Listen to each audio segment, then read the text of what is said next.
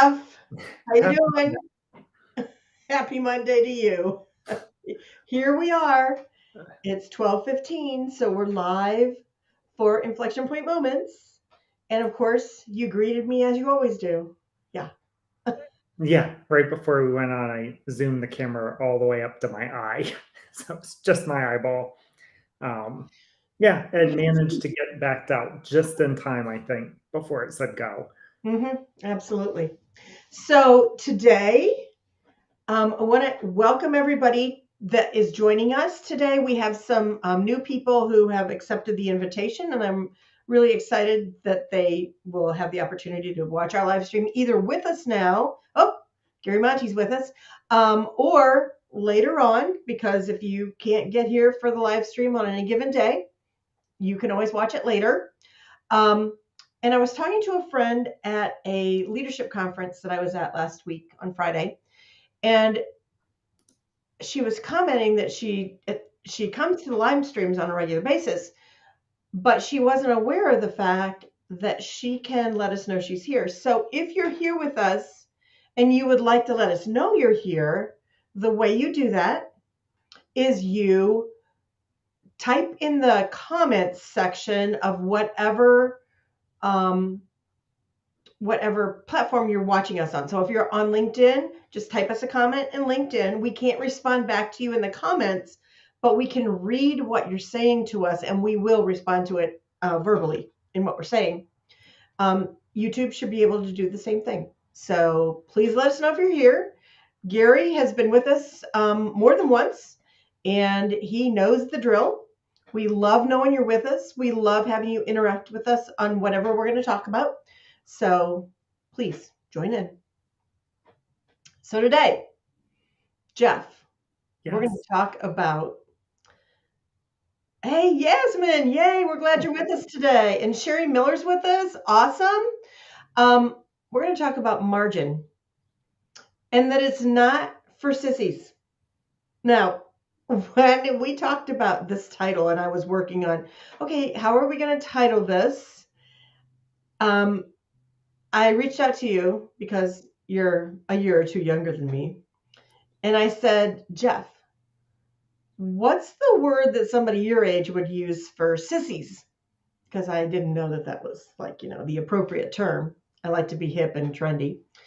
And you said, I thought that word works for what we're talking about. So we went with sissies. But basically, what this means is just because you're tough doesn't mean you don't need margin. And you know what's really funny? When you first sent me that, I thought we were talking about margin in a financial sense. Oh, well, This is kind of a that's an weird topic, interesting point. right in the middle of kind of what you've selected, as the topic around emotional intelligence and, the things. But at first I thought, man, this is kind of a weird thing just to throw in there, about margin.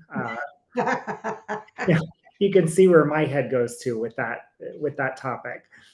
But that is interesting because margin has a lot of definitions. Yes. And there is financial margin. That's important. I mean, like there's a margin account on your investment account.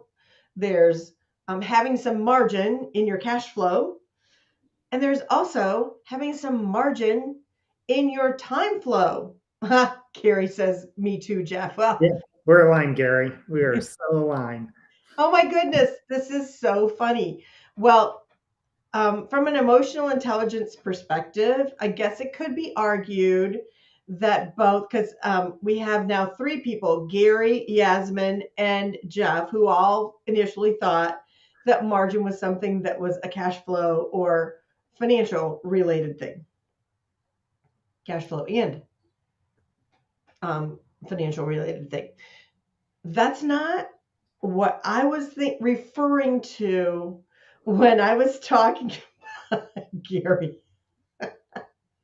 When I was talking about it from an emotional intelligence perspective, from the emotional intelligence perspective, margin is white space in your calendar, in your mind.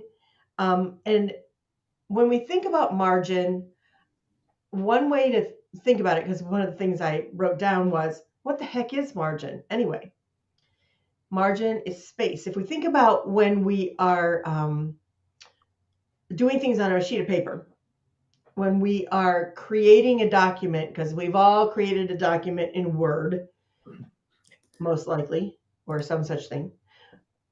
The margin is the white space around the edges. And if you're setting up your document, you can set it up. The standard is an inch at the top and the bottom and the sides. So you've got white around the edges. You do that for a reason. Your eye needs to have somewhere to rest. So not only is there margin around the edge of the paper, but there is rest space at the end of a paragraph.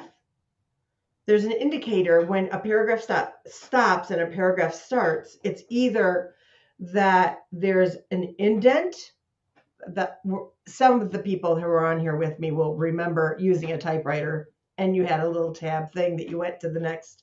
Yeah. And this is going to be really good because Yasmin is a designer. So as soon as I finish this, I'm going to read what she just said to us. Now, sometimes when you're typing, you'll leave a space between, when you're doing word processing on your computer, you'll leave a space between paragraphs. So you don't need that indent in the next paragraph. So your eye gets used to this. The other thing to think of, and I find this really interesting, and Yasmin might have some insight on this, is it used to be when we used a typewriter. Yes, I am that old, but just for the record, I was a horrible typist. Hated it. And Gary says, I had a Royal Safari. I don't remember what the kind of typewriter was that I had. I had one. I didn't use it much. Anyway, it used to be that at the end of a sentence, it was finish the word, period, space, space. Remember this, Gary? And today, people don't put that second space in there. It's period, space, next sentence starts. So there's less space in there for your eye to rest. It's a really interesting thing to think about, but it gives you a concept of what margin is. Yeah, portable typewriter, term papers, lab reports. Yeah, double spacing. Okay, so Yasmin says, I love that margin is space. In design, there is a difference between margin, spacing, borders, and the actual content. And that's one way to actually model what we're talking about today. Because in thinking about emotional intelligence and self-management, which is the domain of emotional intelligence we're talking about this month. I am doing all the talking. You're going to get your chance. Trust me. Having margin is critical to that self-management process. So in your calendar, think about your calendar as kind of one of those places where margin shows up in emotional intelligence. It's allowing for unscheduled time where you're not committed to do something. You don't have to be accomplishing a task. This allows you time to breathe, to think, to relax.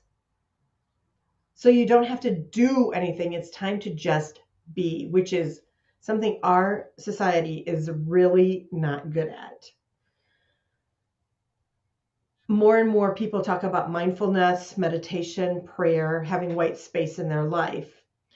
But there are many people who don't feel like they can stop long enough for this because they fear falling behind, because they're not constantly doing. And unfortunately, many workplaces reinforce this with performance demands that don't recognize the fact that white space is critical for performance. Hello. This is interesting. Gary says Buddhism encourages the use of space. That's where the context lives. Gary, can you say more about the definition of the word context that you're talking about here? Because I have a feeling there's some richness there, and I would like to know what that means in this situation. So I'm going to stop for a second because I have the feeling you have something to say. And Yasmin, if you want to jump in with anything that relates from the design perspective and how that all interacts with this, we'd love to hear your insight. No, I think that's so true. And I think what you said about not having a lot of white space, you know, it feels like to me, somewhat with the speed of technology and Mm, there's so much that we can do in the palm of our hands with email, social media, everything that over the last several years has reduced that white space where people always feel like they're on, or they yeah, always, so their true. email dings, or an app gets a red notification and gives you an alert that there's something to look at on your phone. Yeah, Just I think has further shortened some of that white space because we're it's not just the employer, it's the technology and the things that we're always inundated with, with news stories and notifications and texts and emails and hmm, whatever else that you might have, games that are telling you to come back and play because you haven't been there in a while or whatever, right? There's all this, that's really true. That's another thing. yeah, Yeah, it's just all this stuff, DraftKings. yes, continues to pull on kind of that Hmm. margin. Yeah, exactly. Um, this was several years ago. We're not going to talk about how many, but it was several years ago. But when I was in corporate, toward the end of the time that I spent in the corporate space, I remember so clearly watching people fill up the calendar of the person that I reported to, who was also a friend of mine. And he would go from 7 or 8 in the morning until 5 o'clock, one meeting after another. Now, every meeting that he was in, there was a there was an action item, at least one, that came out of there. Jeff is like, "Oh my God, this sounds so familiar." Yeah. That came out of that meeting that he was responsible for, or maybe one of his people was responsible for. It could be that he could delegate it, but there was never time to take the actions that needed to be taken in between meetings because it was back to back to back to back to back. Yeah. That's insanity. That is insanity. And how are you possibly able to be fresh and able to think clearly when you're constantly taking in information? You have no time to process it, and you have no time to actually do the things you need to do. And then you wonder why people are working 12 and 14-hour days. Yeah. It's That's not sustainable over time, because not only is it taking a physical toll, it's taking a mental and emotional toll on you. So, yeah, go ahead. I was just going to say that I think just hits on the head. That margin continues to decrease based on all of these things that are vying for our time Yeah, all the time. absolutely. And this was the thing that drove all of our lives. Yeah. There were cell phones, but it was not the smartphone in your hand. Yeah, I just dated myself. What's the point? So, Gary is defining context from a Buddhist perspective as pulling back to look at the situation and reconnecting with self and the outside world. I love the fact that self and the outside world, so the broader world. No margin equals preoccupation equals isolation equals danger. Yes. Thank you for that equation there. Um, and he says Buddhism encourages paying attention to the margin as well as the content. No margin equals blindness. Amen. And that is part of why we're talking about margin as it relates to self management, because you do become blind when you have no margin, because you're so busy in the moment just spinning and reacting to what's happening in the moment that you don't have time to step back Yeah. and see it. Kind of take it all in. Yeah, exactly. See that bigger picture which is what he was talking about, self and the outside world. It's not only self, but it's self in relationship to what's all around you. So this is great stuff. And while Gary is talking about it from a Buddhist perspective, other faith traditions also um, practice this. They just might use different words for it, but what he's saying is spot on. Unfortunately, culturally, we aren't good at this because we got this more equals better thing, which is not true. More equals more. Yeah. It's not good. There is a level that you get to where it's not good. Your calendar can only hold so much and be able to do it well with excellence. There is this expression. Have you ever heard this one, Jeff? You can sleep when you're dead. Yes, I Oh, have heard that one. can I just say that I hate that with an absolute passion? I could guess that. I, in my younger years, have said it on occasion as well. Yeah. You've said I can sleep when I'm dead, or you can say I hate when people say you can sleep when you're dead. I've said I can sleep when I'm dead in my younger years. Maybe this is one of those things where getting a few years and a little life experience on us helps us to understand that that is a total fallacy. And really, this is true. You can sleep when you're dead, but you better be doing some sleeping now. Because if you don't, you can't, again, it's not sustainable. Yeah, you're And probably going to be permanently sleeping a lot earlier. that is a really good way to phrase it. Yeah, there was a guy, my son worked at a golf course when he was younger. And when he was a lot younger. And there was a man who owned a Yasmin has said it too. Yasmin. Um, and there was a man who owned a mortgage company back in those days, and he was at the course a lot, and my son listened to him a lot. And that was one of the things that he used to say. And so my son would come home. He was still living with us at that point in time, and he used to come home and say that, and I was just like, this is a recipe for disaster. Yeah, you can sleep when you're dead, and there are times when you have to do hard things, and it takes a lot of time and a Mhm. lot of energy. But that is a practice you cannot do constantly over a long period of time. The cost is too much. Not sustainable in the No, long term. absolutely not. So I was thinking about what are some of the values of margin? Why do we need margin? Because if I'm talking about, you really need margin, and Gary's had some comments about that, and Yasmin, I'm going to see if I can scroll back up to what she said about it's space. There's a difference between margin, spacing, borders, and the actual content. So there are differences between all those things. Um, Someday, Yasmin, we're going to have you on and we're going to talk about that. That'll be an interesting conversation.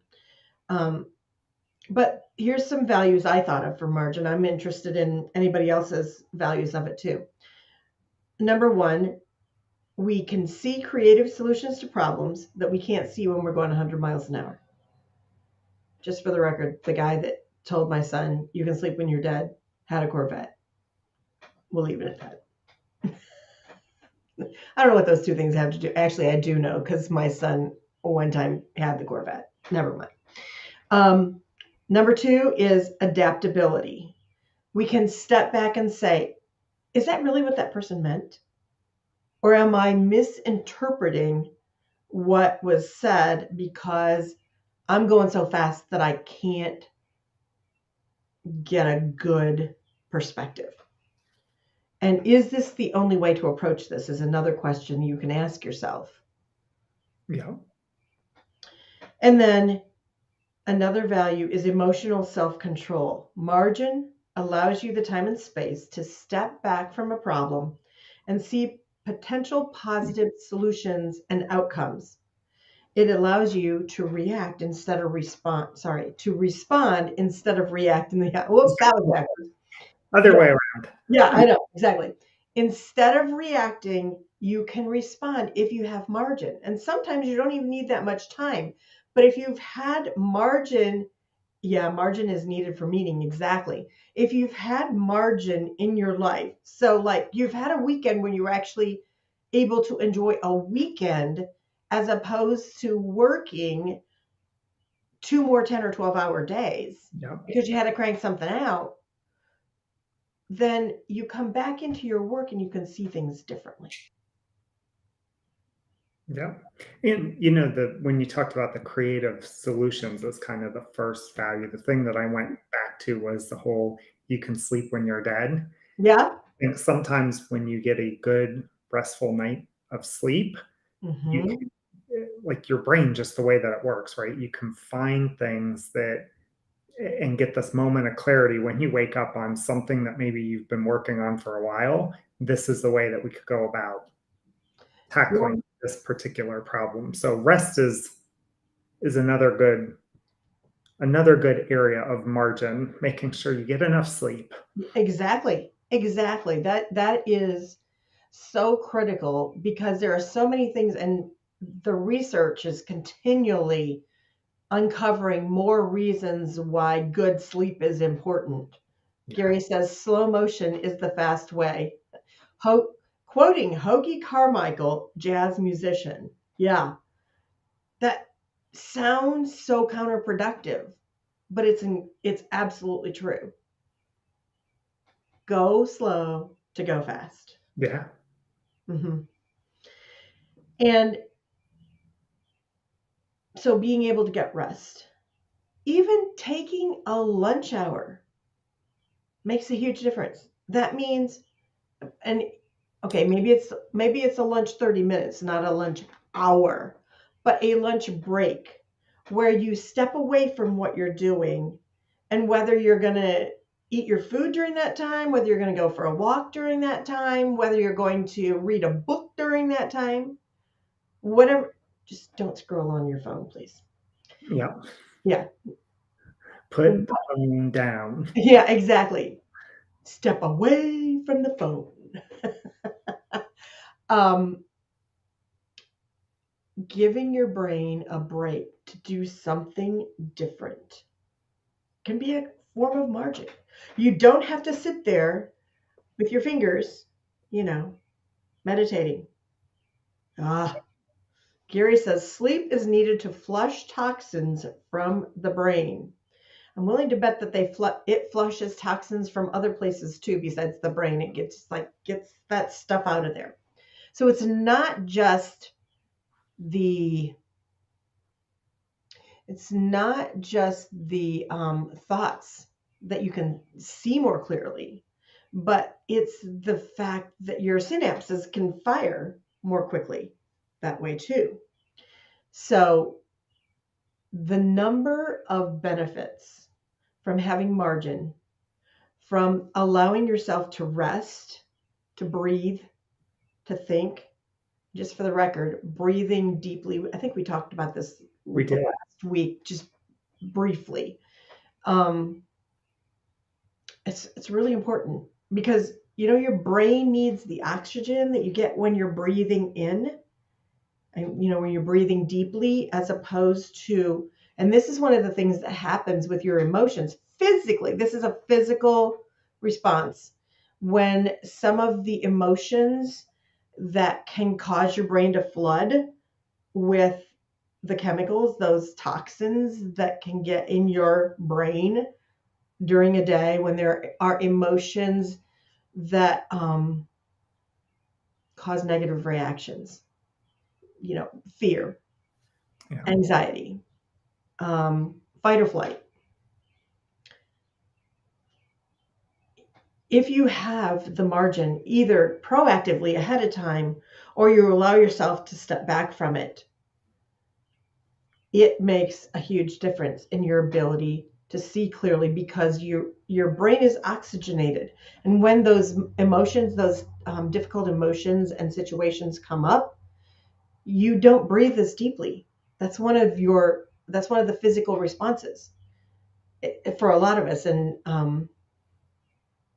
I learned this when I was working with a counselor who would notice that when I was talking about things that were really intense, I was breathing very shallow. Yeah, a lot different. Yeah, exactly. And so I learned to be much more aware of how am I breathing. I'm in this situation, and actually, I was in a situation a couple months ago where someone disagreed with me vehemently. Let's just phrase it that way. I know that's really hard to believe that that would happen, but our perspectives are very different on some things, and we sit on a board together. And this person disagreed vehemently with me. And I mean, he was sitting in a chair that was probably 8 feet away from me. So it wasn't like he could reach me, but he was coming this way toward me. And I knew because of the work I've done that I needed to just sit back, breathe deeply, listen to what was being said. Fortunately, somebody else took the conversation for a little bit and I didn't have to respond in the moment. Thank you, God, that I didn't have to respond in the She moment. probably would have said something like, I'd agree with you, but then we'd both be wrong. I only argue when I'm right. So sit down, let me finish. Jeff, if only I had you there with me when I did these words. It's probably better if I don't. Yeah, I should totally do improv. You really should. This is true. It would be, if nothing else, it would be totally humorous. We could do a thing that says, what you really want to say, okay, really what you should say. Yeah. It's like those, if you've ever seen the emails, like, I think they're on coffee mugs too, like the phrases people say at work, like per my previous email, which really means Why didn't you read that? Yeah. moron, can't you Yeah. read? It's more colorful than that, Yeah. but But we're we are on a live we're stream, a all there. business live stream. So yeah, exactly. So what do you think, Jeff? Have we covered it well? I think we did. I think we did. I kind of wish that multiple other people thought that this was a margin finance discussion. I wish I had one of those cash guns that I could shoot money in the air when you said margin is for sissies, just to get your response. Unfortunately, I don't have a cash gun, so Or fortunately, depending on how you want to look at yeah. it. Actually, That that would would have be been fun fun. to have one. Yeah, that would have been really interesting. I mean, maybe we should have rented a cash gun as Yeah, for and this just day. peppered the screen with dollar bills flying through the air. I bet if we knew how to do it, there's probably some technology that could have made it look like there were cash Oh dollars yeah, flying through the air. yep.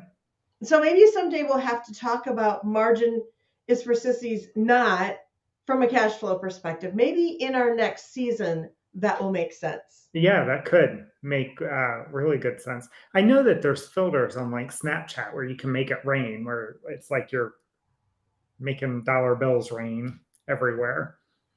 So Have to figure out how to do that in Restream. yeah, note to self. Things we have to learn. Yes, yes, yes. Money, money, money. Yeah, Gary wants to see the cash. The Yeah. cash.